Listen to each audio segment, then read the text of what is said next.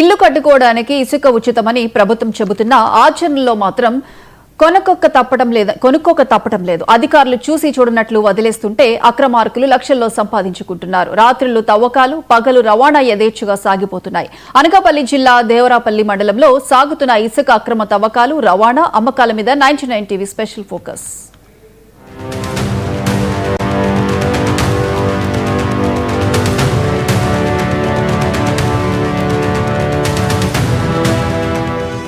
శారదా నది పరివాహక ప్రాంతం ఇసుక అక్రమాలకు అడ్డాగా మారింది. బహిరంగంగా సాగుతున్న ఈ అక్రమాలకు రాజకీయ నాయకులు, అధికారులు అండగా ఉన్నారన్నది బహిరంగ రహస్యమంటున్నారు స్థానికులు. ఒక్కొక్క ట్రాక్టర్ లోడుకు 1500 వరకు నదీ పరివాహక ప్రాంతంలోనూ ఇతర ప్రాంతాలకు తరలించి 3 నుంచి 4 వేల వరకు ట్రాక్టర్ లోడ్ను అమ్ముతున్నారు. ఇసుక రీచ్లను అనధికారికంగా వేలం వేసి మరీ అక్రమాలకు గ్రీన్ సిగ్నల్ ఇచ్చారని సిపిఎం జిల్లా కార్యదర్శి వర్గ సభ్యులు వెంకన్న ఆరోపిస్తున్నారు. దేవరాపల్లి మండలంలోని అనేక గ్రామాల్లో ఈ ఇసుక వ్యాపారం అడ్డు అదుపు లేకుండా సాగిపోతుందని చెబుతున్నారు. జిల్లాలోని మాడుగుల నియోజకవర్గం, సోడవరం నియోజకవర్గం ఏదైతే ఉందో ఈ 2 నియోజకవర్గాల్లోని అక్రమ ఇసుక వ్యాపారం అటువంటిది ఈరోజు విచ్చలవిడిగా జరుగుతూ ఉంది. ప్రభుత్వం ఏమో నిబంధనలు పెట్టి ఈరోజు ఉచిత ఇసుక అనేటువంటిది ఈరోజు తీసుకొని ఇల్లు కట్టుకోమని చెప్పింది. కానీ ఇక్కడేమో ప్రతి గ్రామంలోని ఇసుక అనేటువంటిది ఏలంపాటలు నిర్వహించి లక్షలాది రూపాయలకి ఇక్కడ లక్షల రూపాయలు సంపాదించినటువంటి పరిస్థితి మనకు కనిపిస్తూ ఉంది. ప్రధానంగా దేవరాపల్లి మండలంలోని తెనుగుపూడి, అదేవిధంగా వెంకటరాజపురం, తిమిరాము, మామిడిపిల్లి, వేచలం, బోయిలకింతాడ, సోడవరం ప్రాంతంలోని జుత్తాడ, అంబేర్పురం, ఆ విధంగా అనేకటువంటి ఈరోజు ఇసుక అనేటువంటిది తరలిపోతూ ఉంది. అటు పక్క చూస్తే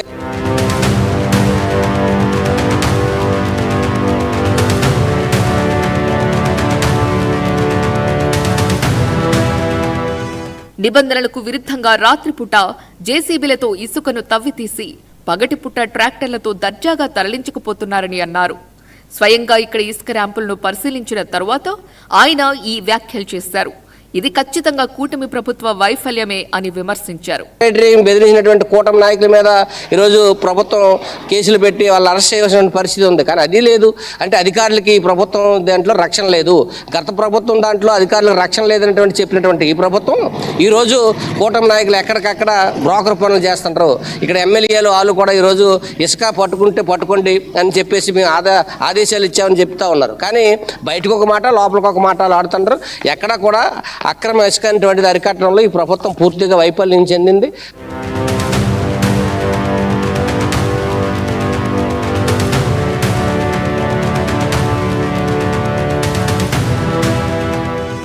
ఉచిత ఇసుక పాలసీని అడ్డం పెట్టుకుని అడ్డగోలుగా వ్యాపారం సాగిస్తున్న వాళ్లను రెవెన్యూ, మైనింగ్ అధికారులు చూసి చూడనట్టు వదిలేస్తున్నారు అన్న ఆరోపణలు ఉన్నాయి.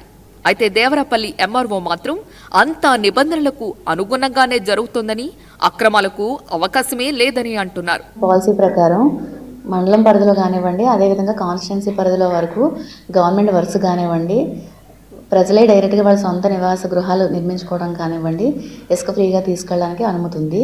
అదర్వైజ్ అలా కాకుండా బయటికి ఇసుక అక్రమంగా తరలించడానికి మాత్రం అవకాశం లేదు. ఆ విధంగా చర్యలు తీసుకోవడం జరుగుతుంది. ఆల్రెడీ కూడా మనం ప్రతి గ్రామాల్లో కూడా వీఆర్ఓల్ని, అదేవిధంగా మహిళా పోలీసుల్ని వాళ్ళందరినీ కూడా ఒక టీమ్గా ఫామ్ చేసి ప్రతి గ్రామంలో ఏవైతే ఈ శారదా నది పరివాహక ప్రాంతాలు మా మండల పరిధిలో ఉన్న తెనుగుపూడి కానివ్వండి, బోయిలకింతాడ, కలిగోట్ల, వేచలం ఇలాంటి ప్రతి ఏరియాలో కూడా ఎప్పటికప్పుడు మేము మానిటర్ చేయడం జరుగుతుంది. వాల్టా చట్టానికి విరుద్ధంగా ఎవరు ఎటువంటి చర్యలు ఎటువంటి తీసుకుని వచ్చినా, చట్ట విరుద్ధంగా ఎటువంటి పనులు చేసినా సరే వాళ్ళ మీద చర్యలు తీసుకోవడం జరుగుతుంది.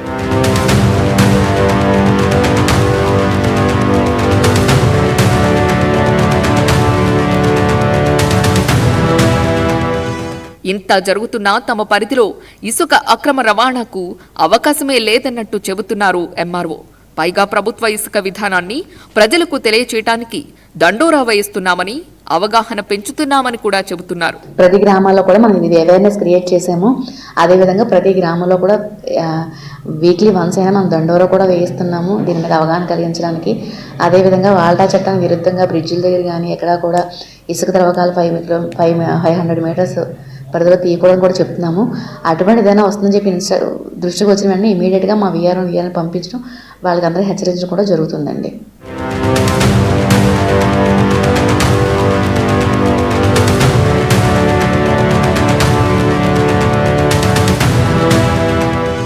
ఎంఆర్ఓ వాదన ఇలా ఉండగా మోంతా తుఫాను వల్ల రాయవాడ గేట్లు తెరవటంతో శారదా నదిలో ఇసుక కుప్పలు తెప్పలుగా వచ్చి చేరింది.